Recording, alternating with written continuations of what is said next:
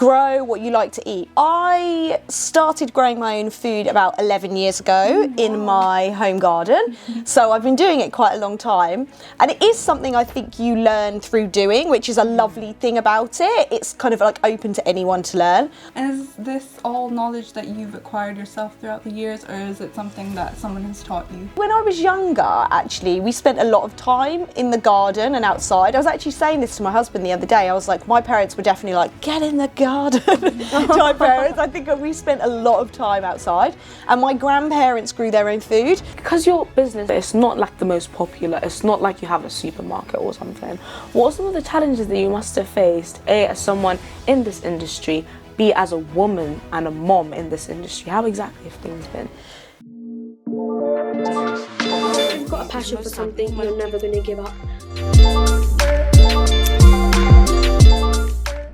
In this busy and stressful world, why not slow down and grow your own food? While some people might have a small pot in their house, other people are fully self-sufficient. So why not learn more about it? Exactly. Joining us today is Laura, a food growing educator. Would you like to introduce yourself to us? Yes, my name is Laura. I have my own business, which I will explain a little bit more about in a minute. But yes, I class myself as a food growing educator, which means I teach families and children how to grow food. And I'm from Luton, and I have 2 young children. Oh, that's beautiful. So I heard that you have like a club. Obviously you said you teach children. I think that club is called the Young Growers Club, because that would make sense for the title. What exactly is it all about? Okay, so Young Growers Club, yes, is sort of what it says on the tin. I teach children and families how to grow food, and I will do that through workshops, events. I have a club which I run monthly, which is a free to attend club. It's one of my favourite things that I do. And I'd also go into some schools. So yeah, so it's very varied, but that's the idea. Amazing. Beautiful. So what does it mean to be a food growing educator? So basically, I try and impart as much knowledge as I can on anyone I'm teaching about growing food. So that will be going from the beginnings of what it takes to sow seeds, or what it means to look after the soil. And then through that process, it also includes the fun bits like harvesting food. But I really encompass not just the food growing, but also anything that takes care of the environment and nature as well, because obviously that's as important. And because I'm working with a lot of children and young people, it's very hands-on, it's very fun. It's not like classroom learning as such. It's more like, right, let's get our hands dirty, let's see things grow. Yeah, kids love it. They absolutely love it. Amazing. And is this all knowledge that you've acquired yourself throughout the years, or is it something that someone has taught you? So I started growing my own food about 11 years ago in my home garden. So I've been doing it quite a long time. And it is something I think you learn through doing, which is a lovely thing about it. It's kind of like open to anyone to learn. I did do some horticulture training with the RHS about, gosh, that was when my son was 1, so it'd be like 7 years ago. And yeah, since then I've just kept growing, acquiring more knowledge. I've been on smaller courses, things like apple tree pruning, for an example. I'm actually currently doing a course in more like design. So the same areas, so food growing, it's called permaculture really, but I'm doing design based. So that is to hopefully design more spaces. Beautiful. So you mentioned that you started growing your own food 11 years ago. Yeah. Is that like the first memory you have with planting or gardening, or has there been like something from way back and then you obviously had to put it down, get stuff done, and then you're like, oh, let me just return to this? How exactly was that? Yeah, I would say when I was younger, actually, we spent a lot of time in the garden and outside. I was actually saying this to my husband the other day. I was like, my parents were definitely like, get in the garden. My parents, I think we spent a lot of time outside, and my grandparents grew their own food. So I think it was sort of like always in my upbringing to be around that. Like I always have a memory of my grandpa just like sowing and harvesting pea seeds and me like podding them with him. So I think there's like that part of you, and I think if you do it from when you're young, particularly in those like formative years, like primary, secondary, those ages, I think it kind of sticks with you, because I would laugh. I think my teenage self, maybe like 17, 18, would laugh at me now. I'm not going to lie to you. They would be like, what, you're gardening? You must be joking. So I did definitely go away from it when I was in my late teens, early 20s. But I think I kind of went through a life-changing experience, which I'll come on to in a minute. And I think that's kind of what brought me back to it. And I'm really glad that it did, because it's one of the best things I've ever done. That's great. So I hear all the time about people having green thumbs. Do you think that's a real thing, or do you think anyone can be involved with gardening? I think anyone can be involved with gardening. I think a lot of people get nervous that they're going to make a mistake. And in food growing, gardening, anything like that, you will make mistakes. It's how you will learn. And also there are so many factors involved in growing things. Like, I have years where some things do well and some things don't. And obviously, you might get wet years, really dry years, you get really hot years. And that impacts everything we're doing. And I think being aware of that, I also teach some adults, and I always say to them, like, it's the conditions of your environment. So like making sure your soil's good, making sure like watering, all that type of stuff. I think if you can teach people that it's okay if things fail and how to try again, then I think anyone can do it. I guess it's like realizing you can't control every factor. No, definitely not. You can try, but there's always something that will get in the way. Yeah, and I do think, for me, that's the kind of fun of it, because it's not like you can't like win at gardening as such. It's not like a competition. It's just like a really lovely thing to do that is really, really good for like grounding yourself, like so lovely for your mental health.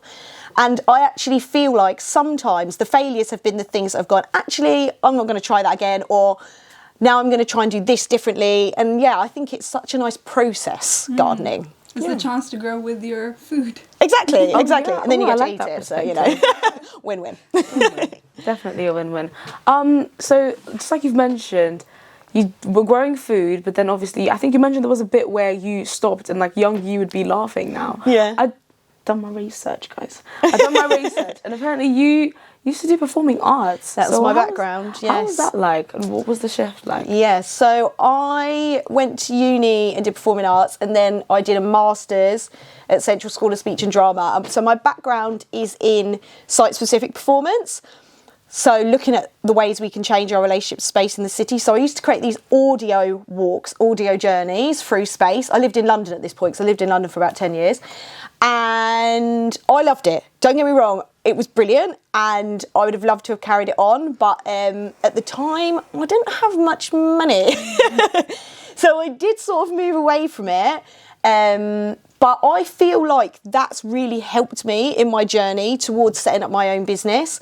I do think working in the arts and being in that community, like you learn so many things, like communication, perseverance. Like, I love the arts. It's one of, I love it. And I actually think there's a really big crossover between horticulture and arts.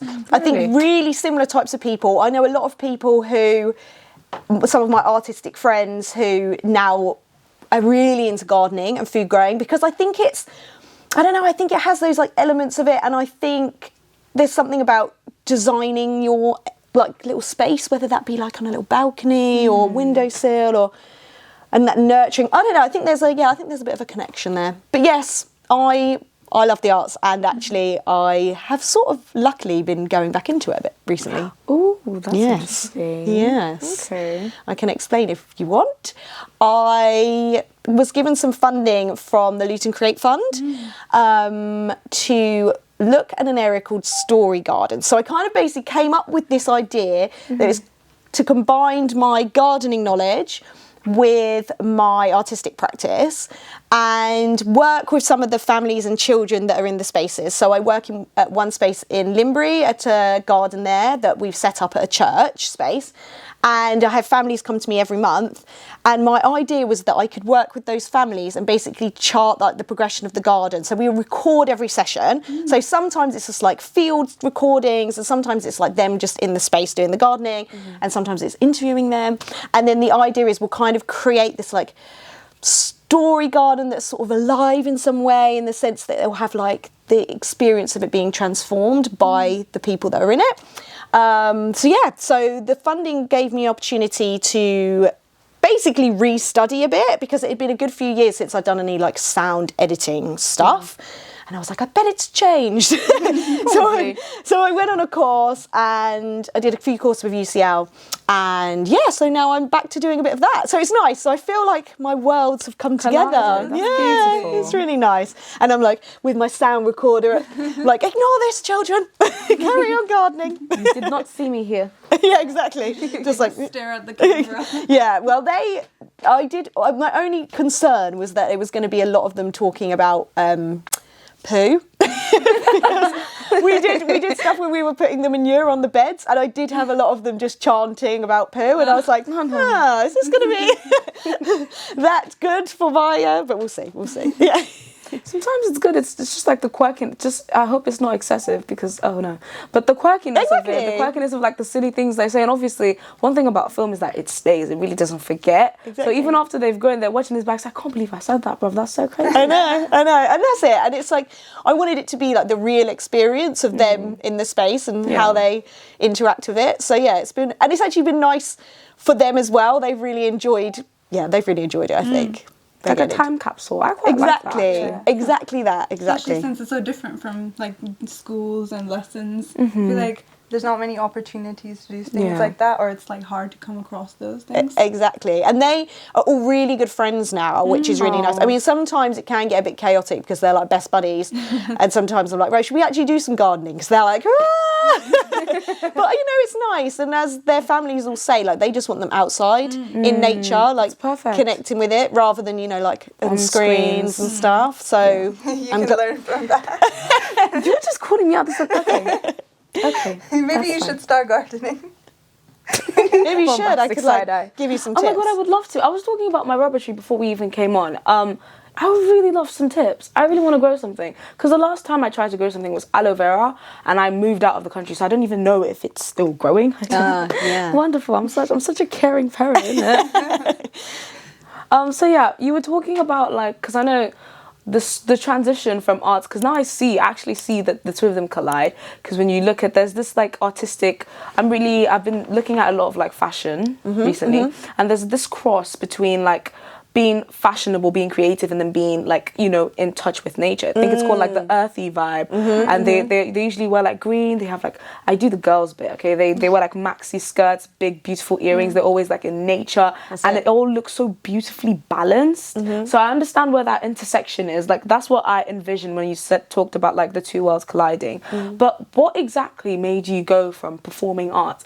Besides the money, what exactly could have made you go from performing arts all the way back to your, origins, all the way to the first memories of you gardening? Yeah, so I had I think I mentioned a bit of a life-changing experience for me. So about 10 years ago, I had my son, but unfortunately he passed away. So I've had 2 children since then, but it was a traumatic pregnancy and then a traumatic birth, and he only lived for 5 days, and obviously it was, as you can imagine, quite awful. And I had a lot of time after that. So at that point I was still working in London, because I've also done some marketing, so I was doing some marketing for a children's charity in London, and I kind of stepped away from that, and I was spending a lot of time just grieving at home. And it was actually my grandma who was like to me, I think you should get outside in the garden. And I was like, yeah, all right. And literally was like, sure. And I kind of started with a really small patch in the garden and just started tending to it, and was like, I'm going to grow a few things. And then from there, it just sort of built up. And I think for me, I was just realised how it was just so calming. Therapeutic, yeah. Exactly. And because, again, you can't really rush it. And I think it's that hands in earth feeling of being connected to the earth. And I think from experiencing loss, I think watching things grow is genuinely a healing process. And we planted a peach tree in the garden for our son, so that was really nice. And then I decided that where we planted the peach tree, we were going to transform that area. And now it's the best area. I have so much beautiful stuff in it. And every time I'm we have a nice pond and everything. And it was literally just nettles and bramble, and then we just taken our time. So now I look at the garden, because it's obviously been 10 years of accumulative growing, it's not something that happened overnight. that's what I say to people when they're like, I want your garden. And I'm like, believe me, this has been a process. It's not like something where, I mean, if you had the money, you could do it like that. But I think you don't need to do it like that. It's not worth it if No. you can spy And it. it's nice because then you can go, oh, well, I want to add that now, and I want to do that, and I want to do that. So, yeah, I think that was the moment when I realised, actually, I think this is where I want to be. I want to be outside. Like, I've always been a physical person. Like, I think that's why one of the reasons I went into the arts and performance, because I've never really been so much of a desk-based person. So I've always been someone that has wanted to, like, be outside. And then I realised, I was like, I love this. But for the first however many years, 5 years, I didn't have my business. I only set up my business 3 years ago, 5 or 6 years, yeah. I just was with my children because I had subsequent children, and then I was at home with them, growing food and being with them in the garden. Growing food and children. Exactly. Living the Earth Mother life. I actually love that. It was lovely. It was a lovely time. It was very nice. So when you look at your garden now, do you remember memories of like when you were growing this and when you were growing that? Yeah, definitely. And it's really interesting. I actually found some pictures on my phone of like my daughter sowing seeds with me when she was about 1. Aww. I know, it's really cute. And then I got into like a little like, I want to find all the pictures. I was literally going back through. And then it was so fascinating because we've got a fig tree, which is massive. I mean, it's absolutely huge and we get so many figs in it. But I found a picture and it was like this mini little tree. And I was like, wow, you just kind of realise over that time, it's almost like plant the seed because things will grow and it will happen, and if you give it time. Yeah, so it's changed so much, but I love looking at it all, being like, wow, look what we've done. So since you're a very creative person, have you ever worked with bonsai trees? Because I know people like to shape them. Yes, I've seen that. Not even with just bonsai trees. There's like different types of like small trees. If you position the light certain ways, it'll grow different ways. Yeah, have you ever done anything like that? Oh, yeah. Like topiary and things. Do you know what? I haven't, but you can. I actually have just taken on an allotment. Well, I say just taken on. I took it on last year, but I'm currently doing some work on it. And you can do espalier. So basically that is growing fruit trees, but you grow them against like a wall or something, and then you do train them to grow. And I'm thinking, oh, maybe for the allotment, because it's really good space saving and it also looks really nice. So you like take out the central stem so that the plants grow that way rather than upwards. So not yet, but maybe I will. Maybe in the future. Yeah, you exactly. Can come back and tell us. Yes, Oh my yes. God, yeah. And share some pictures as well. Yeah. And I'd really like to see it. Beautiful. That's so, and I feel like I want to get into gardening. I feel like I You really want should. to. And the thing is that I'm scared. I don't want to be the impatient person that I am. Be like, this thing's not growing, man. Well, Just you leave should it. grow some lettuce or something.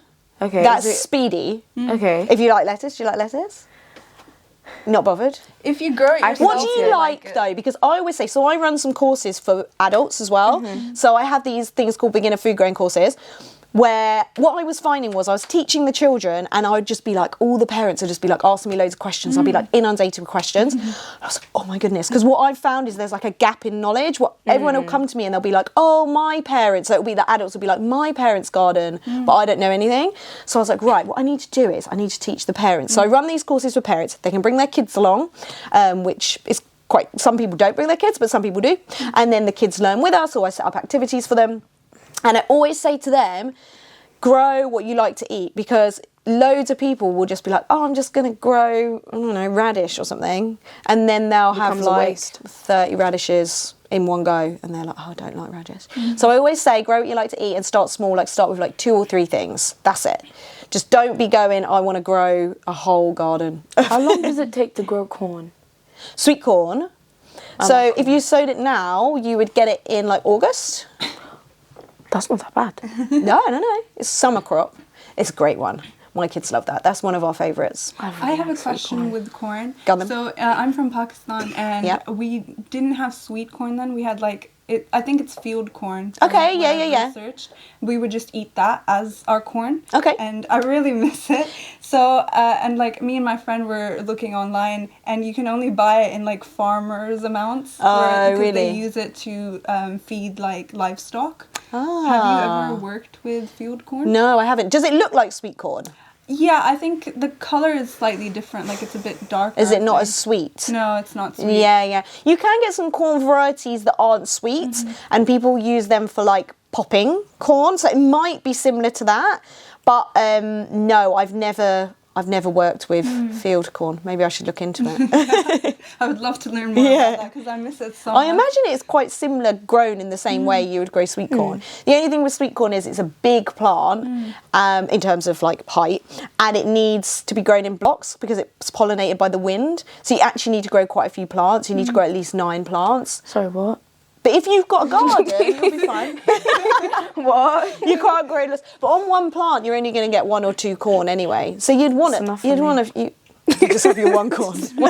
Because your business is such like it's a niche. I don't know how to explain it, but it's not like the most popular. It's not like you have a supermarket or something. What are some of the challenges that you must have faced, A, as someone in this industry, B, as a woman and a mom in this industry? How exactly have things been?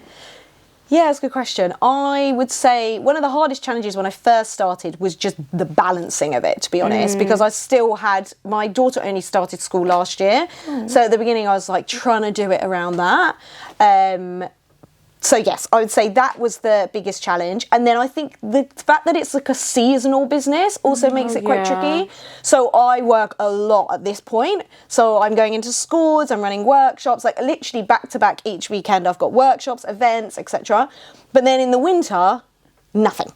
It's so you have to plan for that, obviously financially, and just I do all of my kind of business stuff in the winter, like I do all of my like accounts, admin, website updates, etc. In terms of being a woman, I haven't found too much challenges. I think maybe because I teach children. Okay. So I feel like, I don't know, I feel like that's kind of been fine. I just feel it's probably more of the like family juggle life thing, which has been the trickiest thing. And just sort of generally starting a business from scratch is quite hard, and starting one where you want to balance helping people with earning money. So I do a lot of stuff for free. I do get like I have community groups I run for free, but then there's some stuff I obviously can't do everything for free. So it's balancing that as well, where I can do like community based work and also be like, okay, this I can This is actual business. this I can push to make a bit of money from. So I think it's that as well, because you know I want everyone to grow food, but sometimes I'm like, I can't do everything for nothing. I'm sorry. So looking ahead at the future, what type of legacy do you hope the Young Growers Club to leave, and what kind of impact do you want to leave on the community? Oh, that's such a good question. My aim is to have as many people growing food as I can, and to just create, and the next generation of food growers. That's always been the aim of my business, and to kind of get that language out there and show that it can be done and anyone can give it a go. And yeah, if I can just set up loads of community groups, then that would also be dreamy. Nice. Okay, so I don't mean to like pry back into what you were already saying before, but I know you did mention how watching things grow helped you with grief and everything. Can you shed a bit more light to that? Because I know there might be some listeners out there who are going through a tough patch and they don't know that the solution they're looking for all the time, they were stepping on the solution. So what are your thoughts? Yeah. Like I said, I planted that tree for my son, and then I basically just spent my time, sowing seeds and connecting with nature and getting outside. And I think all of those things is what really helped me. So being outside in nature, I think, is so healing.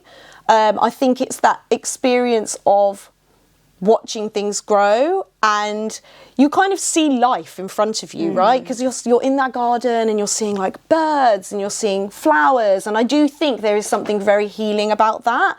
So thank you so very much for sharing your experience with that and how you were able to cope from that.